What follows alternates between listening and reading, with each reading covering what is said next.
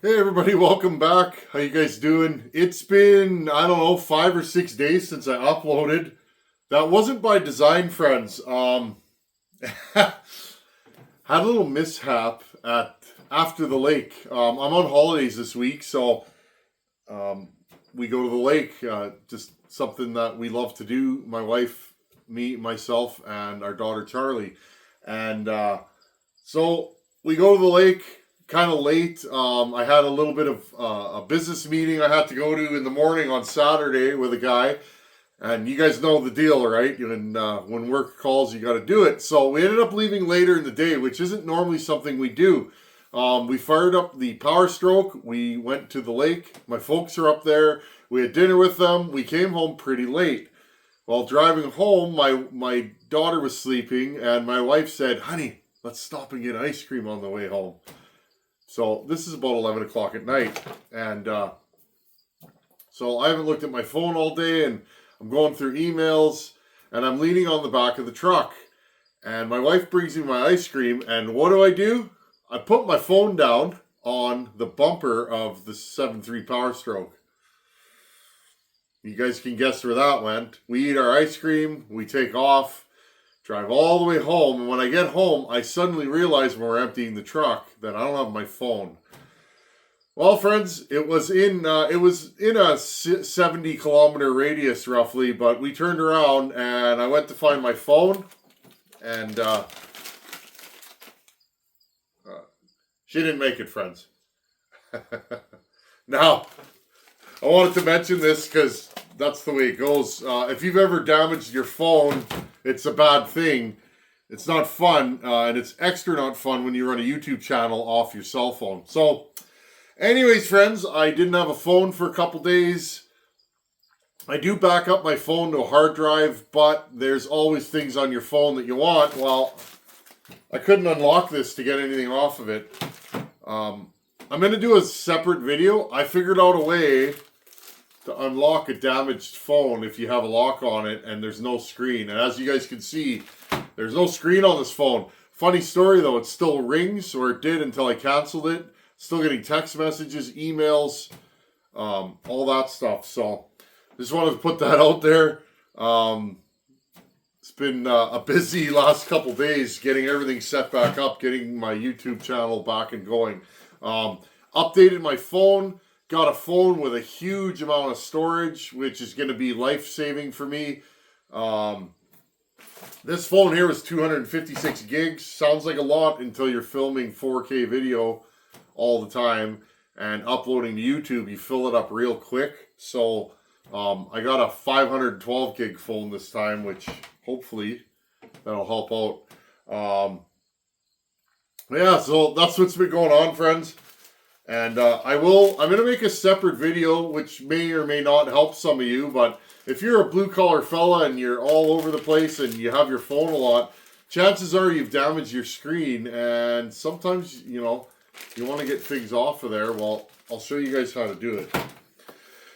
Okay, so what are we doing today? Oh, one thing I wanted to mention. I WhatsApp with a lot of you guys out there, text message. If you guys haven't heard from me for a while, or you notice I'm not texting you, send me another WhatsApp message and everything will set back up. I didn't want any of you guys to think I've just gone by the wayside. If you don't hear from me, it's because I lost you in the contact shuffle. A lot of contacts in my phone. I did lose some of them from the old phone to the new one. So if you don't hear from me, that's what it is. Okay, friends, I promised to throw this saw together shot for shot on video, so let's just keep going and continue the assembly of the saw. No particular order. We're real close to getting it done. I will have this saw running this week. I have time because I'm off, but let's jump in with the new camera and see what we can do. This new camera, friends, is... if you're curious, I'm running a Samsung S24 Ultra, top of the line Samsung, and I'm not an Apple guy. I know a lot of people are. I typically run Samsung just because that's what I've had for years, but let's see what this phone's capable of. Let's see how it focuses up close, because I struggle with that a lot with my old phone. Okay, let's check this out. Let's start with, the only thing I've done off camera, I put the rubbers back in. I don't usually do nut and bolt assemblies, but a lot of you guys have these, and a lot of you guys said, hey man, I have one of those. I'd really enjoy watching you work on it. Okay, now this one has a non-adjustable oil pump. I don't have an adjustable one, so we are realistically stuck with this one for now. We'll see what it does. Okay, oil line's got to go through that hole in the case. Now, I'm not sure. There's a little grommet in here, and I couldn't get the grommet out. So, I'm hoping I can just push it through with a screwdriver, or... Never had one like this before where the oil line's crimped onto the...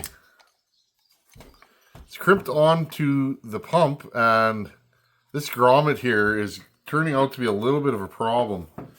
Oh,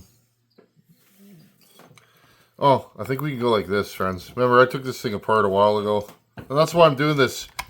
I have the kind of brain where I can just kind of figure out, well, I have the kind of brain that leaves a cell phone on the side of your truck, so take this with a grain of salt.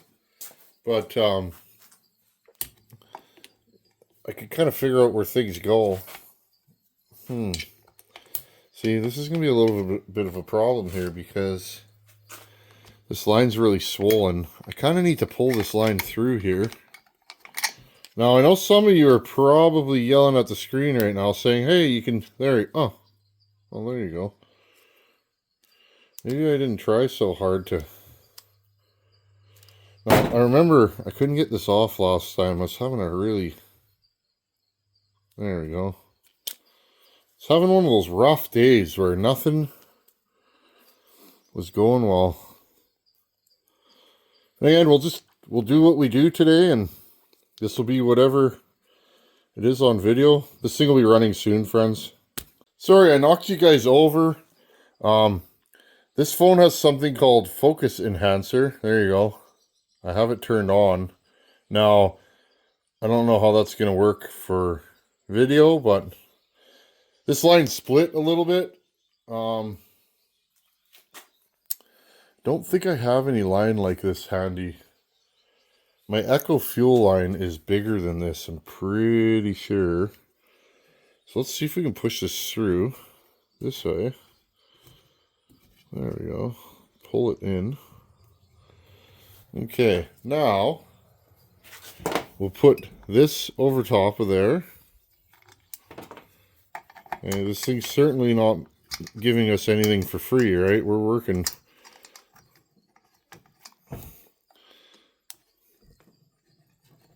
There we go. I'll make sure this doesn't leak. We want every drop of oil that we can going in there. Especially a leak behind the clutch. That typically, you won't see it, right? You won't see it until your clutch cover's leaking oil. Okay, there we go. That's over there. This line is good. Okay, now I'll take this little ferrule here and push it in. Well, that certainly went easier. This thing did not want to come apart. I'll just grab the screws. Now, how do I know which screws go where? Well, sometimes I don't. Sometimes I actually gonna move stuff around after I put the saw together. This saw I bagged in individual bags, so I kind of cheated there. Okay, make sure this is tight. You don't have to reef it down, just so that it's seating on the rubber pickup hose, and then it won't leak. Okay, this is our driver gear. Now my guess is that the clutch sits against this, like so. just have a quick look at it. Oh, I'm guessing... Oh, yeah, okay. So that sleeve goes tight against the clutch.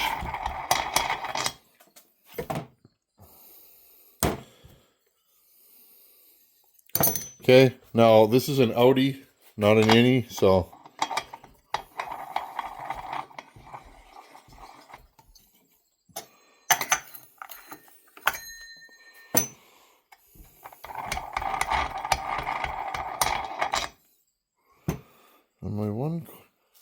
So, oh, I see, friends. So I just got a little confused. Stihls normally have a metal sprag that sticks out and it grabs the clutch. This saw looks like it oils all the time. This is an old saw, friends.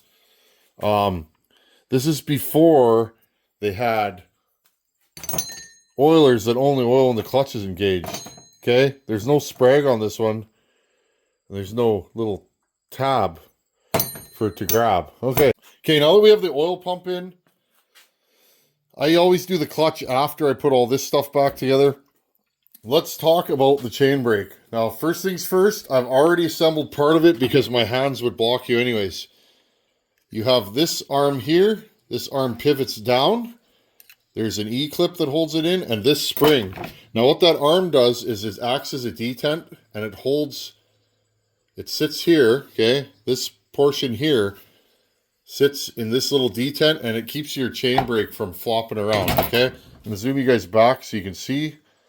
Okay, that just keeps this from going like that. Now, your main components are your brake band. Make sure this brake band's not thin. This one's in great shape, so no problems there. Now, you have all these, you have this weird mechanism here, and a spring, and a cover, okay?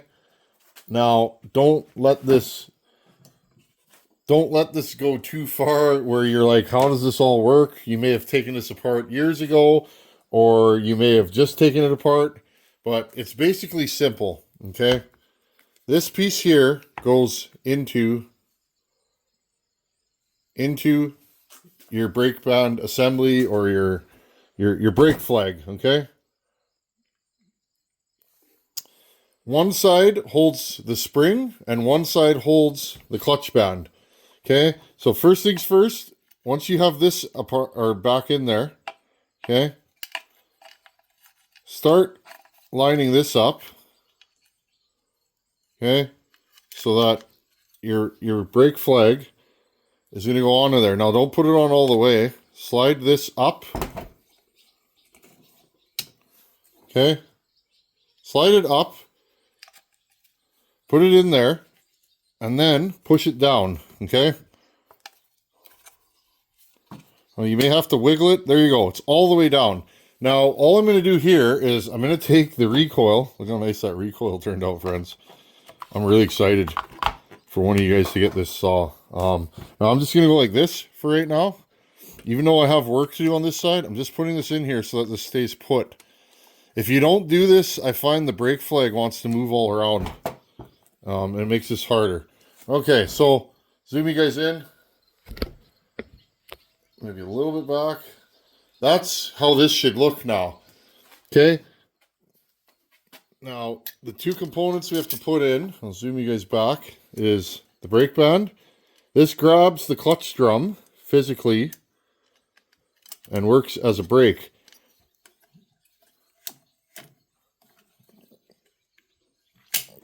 Okay, now what you're going to want to do is, okay, there we go.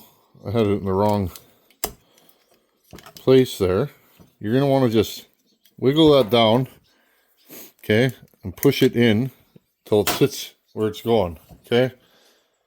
And then this goes down. Now, look, when you push this forward and backwards,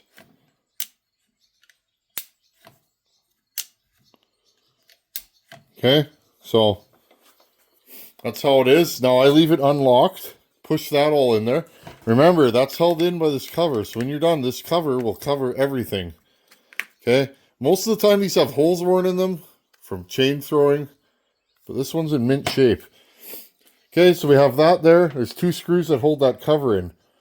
Now the next thing I'm going to do is put the E-clip on. Okay, right here. Right there. Now, the spring. There's different variations of this. Some of them the spring goes under, some of them go over. Okay. Be very careful when you're doing this because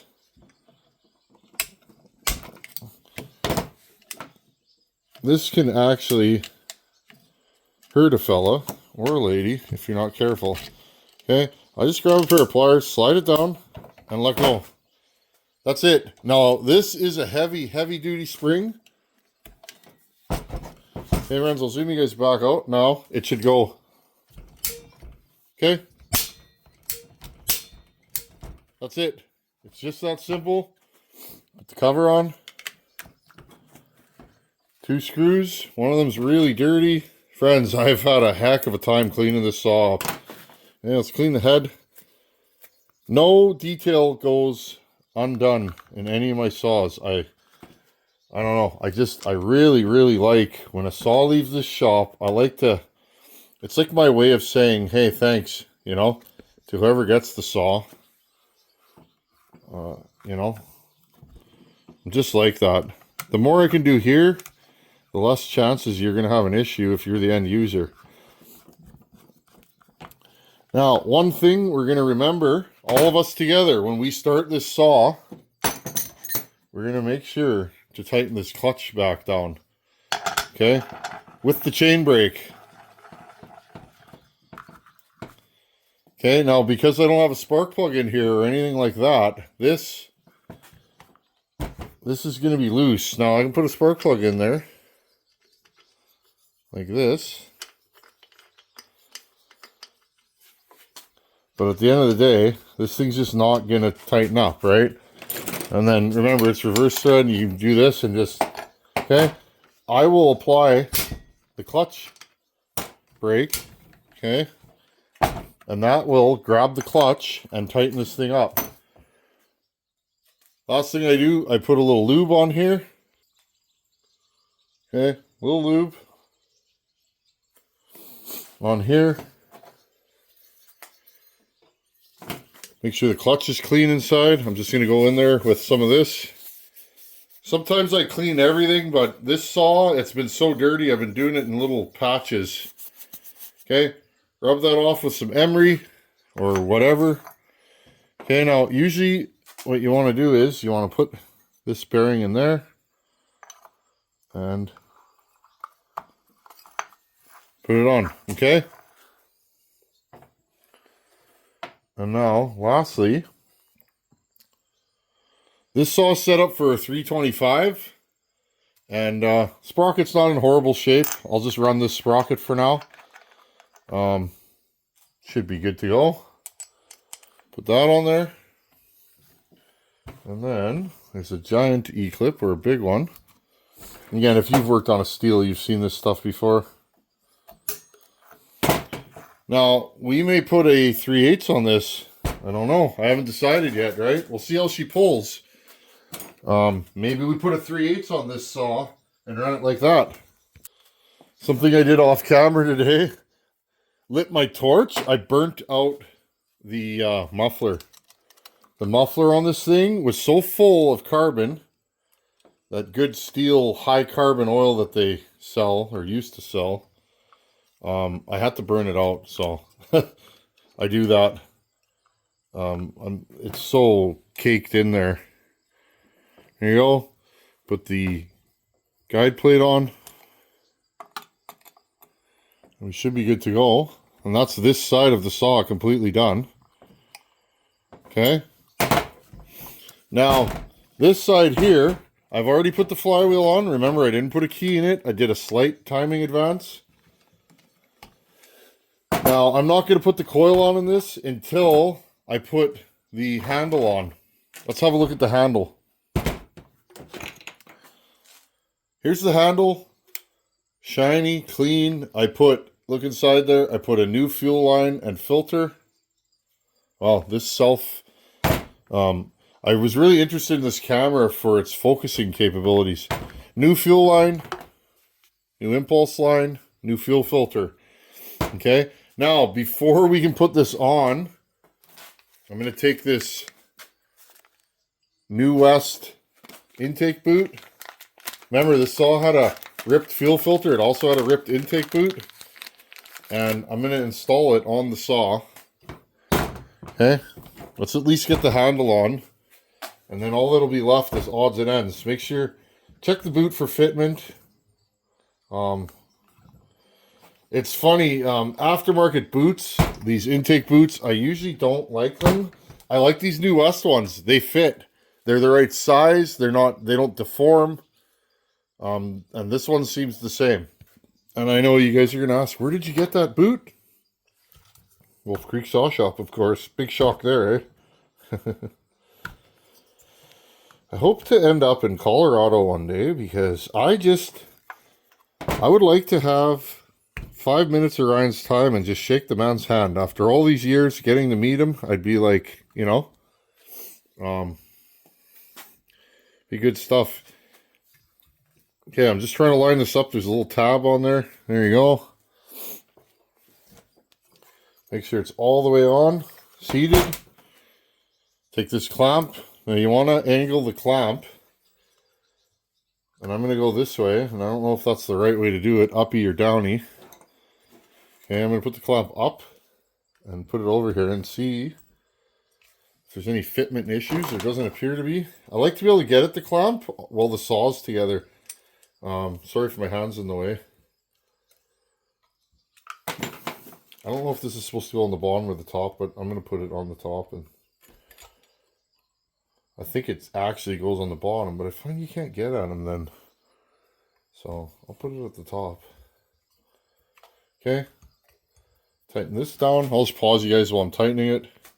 Okay, now let's put the handle on.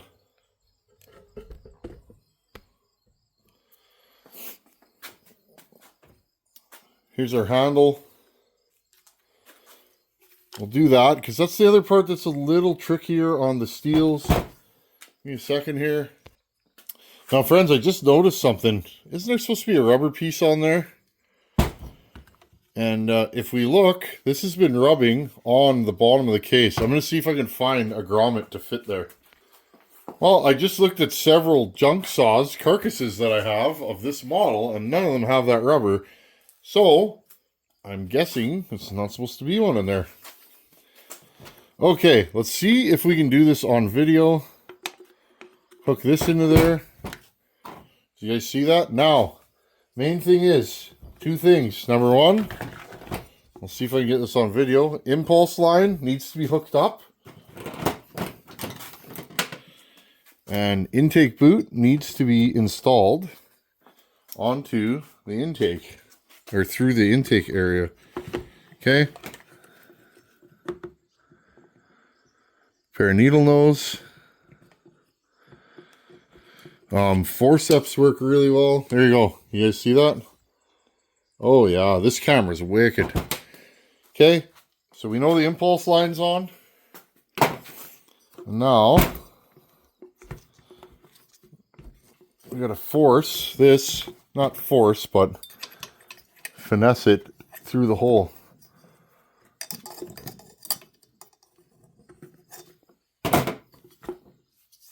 See if we can get this going. I think I'm going to start one of the AV mounts. I have all the screws here. This one. Pretty sure it's that one.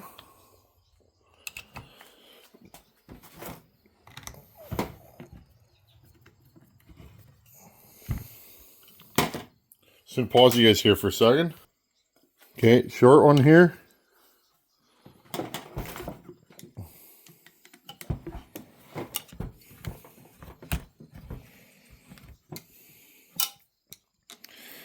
I'm sure if I did this all the time, I would get used to working on Stihls and I'd get better at it, but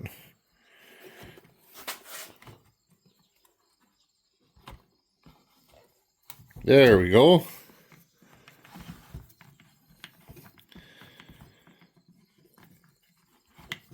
Okay, that one started.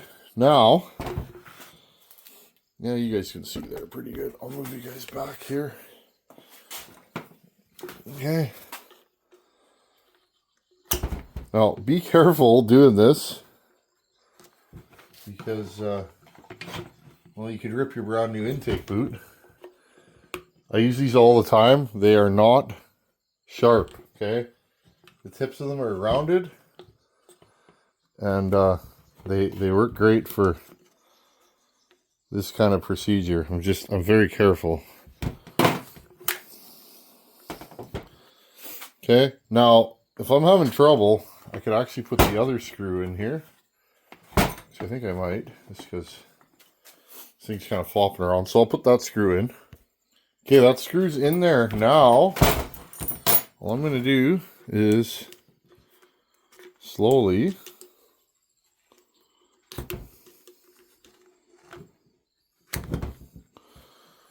try and pull it through or push it through. Sometimes I'll stand it up like this and go from the bottom.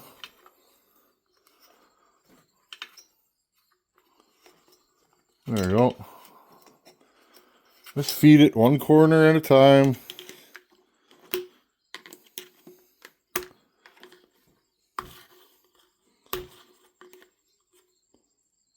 Again, be gentle. Don't reef it in. There you go. Okay. And if you put it together right, those two little indents, one will be on each of these studs. Okay. So that's pretty simple stuff there, but simple when you look at it, but then after you go, wow, this is not fun.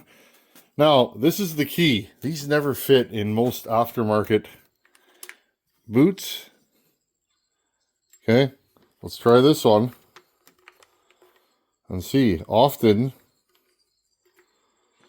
they're molded like the cheap no-name ones. You can't get that in. Look, again, NWP and Highway, their intake boots are exactly like OEM. I couldn't tell you the difference. Look at that. Okay, cheap aftermarket ones, you can't do that. You're fighting that thing. I saw this on the shelf right now. I tried a cheap aftermarket one that I had, and literally I had to give up the intake boot when I put it together. It just didn't work properly. Okay, so there's that. What's left on this saw? Handle, coil, carburetor, fuel line, and put the plastic on. Like, friends, that's gonna be a nice saw. I think we'll call her a day though, and I'll break here to make this video not too long, and next video we should have this thing running. There's a few little odds and ends that I'll probably do off camera, like this top mount. Okay, but I won't go too far, friends. Last thing we have to do is modify the muffler. I'm going to do the same mod that I used to do on these and see if it works on this saw. Okay, friends, we're getting close. Hopefully you guys are enjoying this. This has been fun. It's kind of back to the old school, the way I used to do things. When I first started, I just turned the camera on, put saws together, and yak with you guys. And I love doing it. So anyhow, next video, we'll continue assembling the saw, and eventually we're going to fire it up. Can't wait. Thanks for watching. Take her easy. Later. Oh, and don't leave your phones on the bumper of your truck. It doesn't work out well. At least it doesn't for me. Later.